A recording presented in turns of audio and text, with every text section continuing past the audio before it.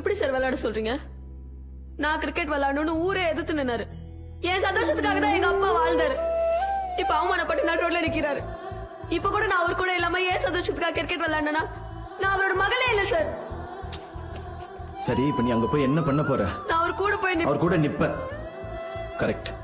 ஒருத்தவங்க கஷ்டத்துல இருக்கும்போது கூட நிக்கணும்னு தான் மத்தவங்க நினைப்பாங்க. ஆனா பெத்த பிள்ளைங்க அந்த கஷ்டத்தை தீக்கணும்னு நினைக்கணும். எல்லா அப்பாவோட தோல்வி தர வழிக்கு அவங்களுக்கு இருக்க ஒரே மருந்து அவங்க பிள்ளைங்களோட வெற்றி. அது உங்க அப்பாவுக்கு கிடைக்கணுமா வேணாமா?